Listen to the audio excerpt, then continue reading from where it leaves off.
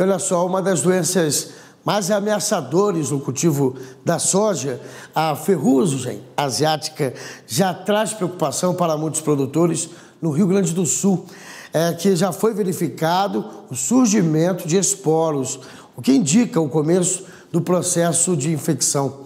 O foco estava presente em algumas zonas rurais no noroeste e nordeste do estado gaúcho. Pela maneira agressiva da ferrugem asiática, o alerta já foi ligado e as autoridades monitoram tudo de perto. Vamos então saber quais medidas serão adotadas com o Ricardo Felicetti, que é chefe do Departamento de Defesa Vegetal. Seja bem-vindo. A severidade da doença, pelo que a gente está sabendo, né, pode estar ligada às condições climáticas. Seria isso mesmo? Boa noite, Ricardo.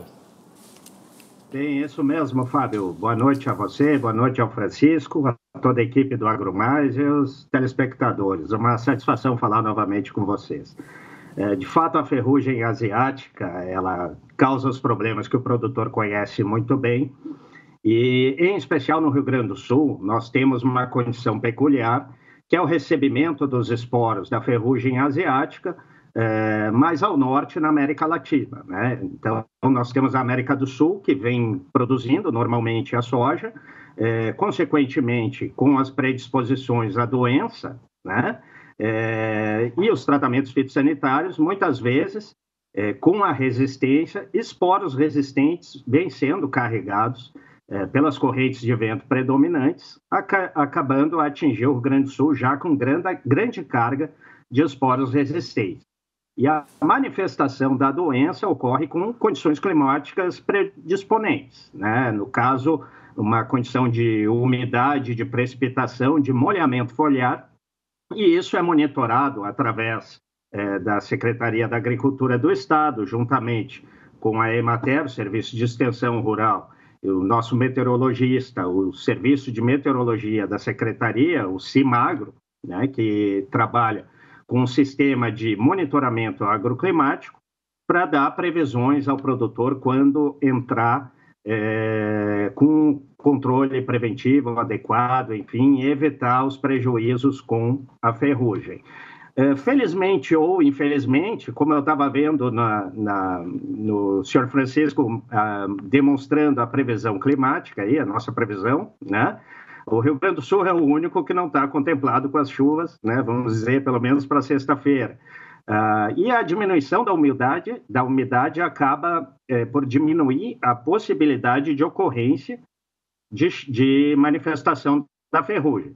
Contudo, sempre é foco de alerta, uma vez que nós estamos com os esporos, né, que vêm de origem de outros estados, os estados ao norte do país, né, e também de outros países produtores de soja. Portanto, sempre é um ponto de atenção ao produtor utilizar desses mecanismos, né, de avaliação de risco climático e de fitossanitário, do ponto de vista de ocorrência da ferrugem, para auxiliar na tomada de decisão do ponto de vista de atribuição de controle, né?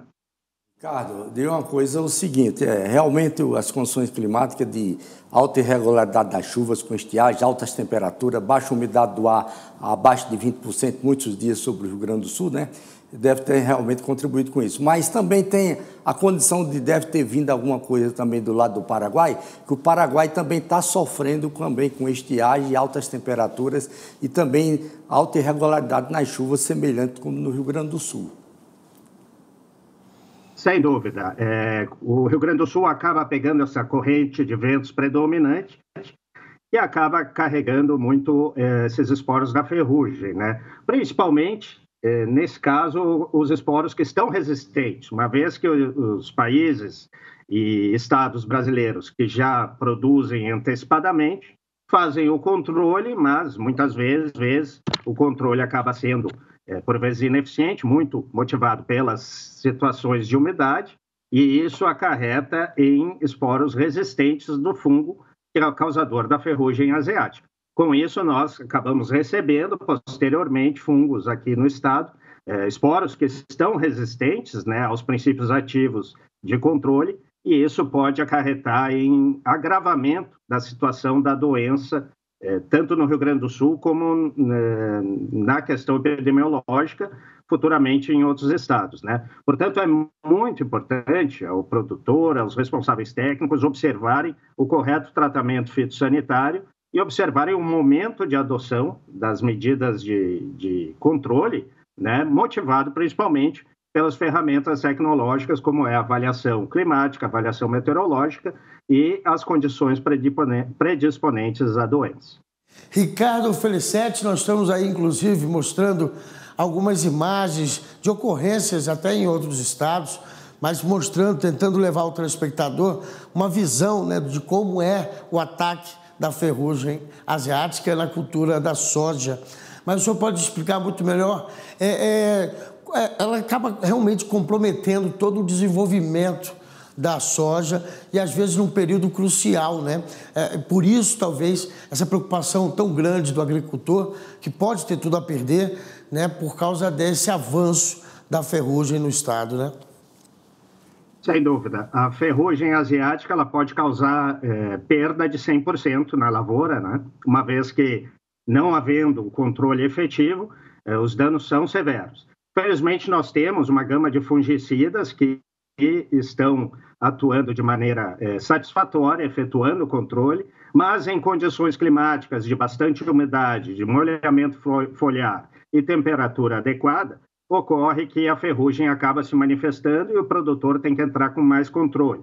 Associado a isso também tem o risco de resistência do fungo, o Phacopsera pachyrhizii, né, aos princípios ativos que o controlam. Portanto, é muito arriscado efetuar controles ineficientes, controles inadequados, pois isso fomenta a resistência do fungo e acaba agravando a doença. Inclusive, há medidas em nível nacional para estabelecer o vazio sanitário, que é uma das medidas complementares ao controle químico para evitar justamente a resistência do fungo aos princípios ativos que temos disponíveis.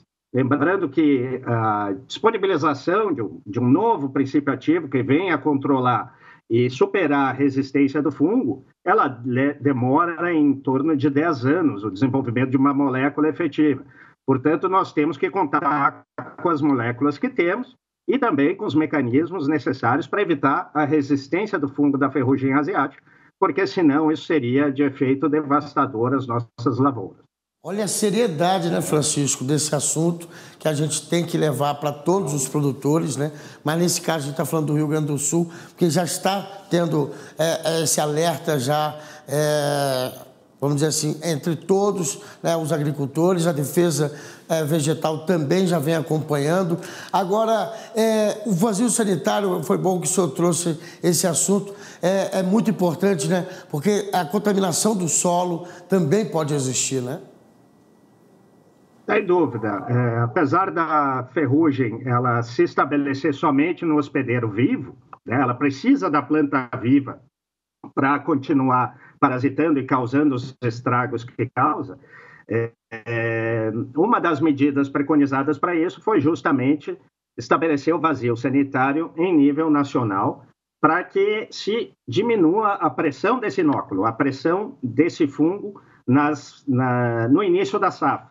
Né? Com isso, nós conseguimos retardar o início do ciclo da doença, o início das infecções, né? E conseguimos melhorar o efeito dos fungicidas que são adequados para o controle.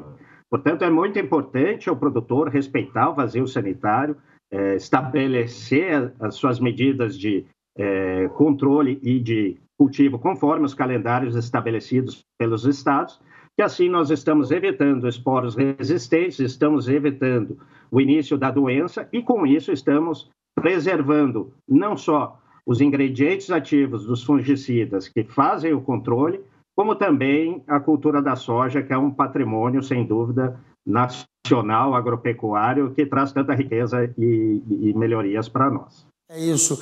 Ricardo, somos solidários a vocês aí, que essa situação seja normalizada e que não haja perdas significativas aí no plantio de soja. E o canal está aberto para trazer novas informações. Muito agradecido pela participação. Obrigado. Muito obrigado, Fábio. Obrigado, Francisco, e a todos do AgroMais. Um grande abraço para vocês.